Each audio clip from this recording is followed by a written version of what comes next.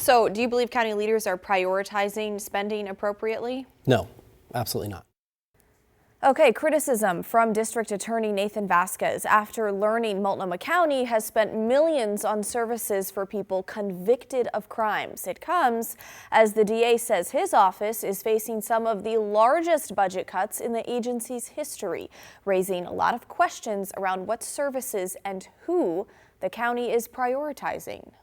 Records obtained by KGW show since 2020, Multnomah County's Department of Community Justice has spent more than $2.8 million on services to help people released from jail. The records show in the last 5 years, more than $17,000 were spent on bus tickets. In the last 4 years, more than $19,000 were spent on shelter vouchers. So far this fiscal year, nearly $500,000 have been spent on overall client assistance. This comes at the same time the county is cutting public safety resources, raising a lot of questions from District Attorney Nathan Vasquez. The priorities of the county are really out of balance, in that, are we valuing, kind of the people and folks that we should be focusing on? Were you aware that the county was providing this level of financial assistance to people coming out of custody? I was not. I mean, I expect that there may be some minor amounts that would come with, hey, this person needs a TriMet ticket to get back to here or there. But when I was made aware of those numbers, I was pretty shocked.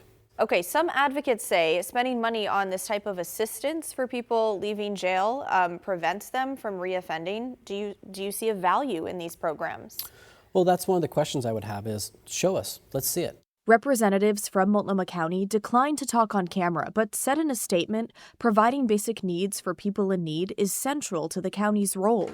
The county points to national research along with analysis from the Washington State Institute for Public Policy that shows investing in basic needs like housing assistance reduces recidivism. But it is a question, though, still of, okay, we're going to spend money on those individuals, but not on victims. We have real victims every day who are being harmed, who are not receiving repayment or restitution, whether it's for their physical injuries, for the trauma they suffered, for the windows that are broken, and instead the county's going to pay money to the individuals that caused the harm.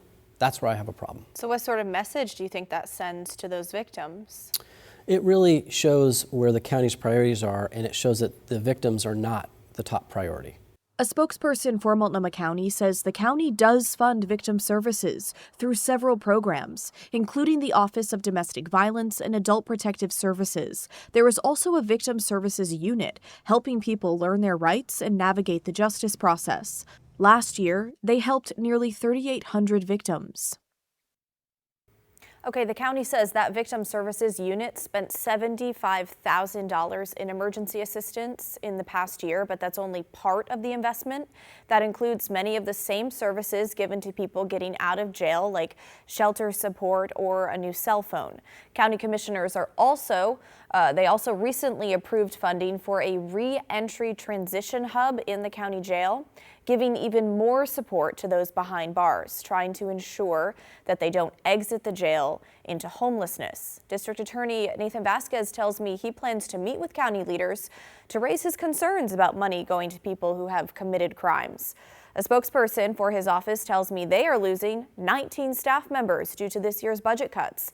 That number includes prosecutors, investigators, and staff. But now it's your turn. We want to hear from you. Should the DA's office be a funding priority for the county? Or do you think the current mix of funding, including assistance for those coming out of jail, strikes the right balance? Let us know. Email the story at kgw.com or call and leave us a voicemail, 503-226-5090.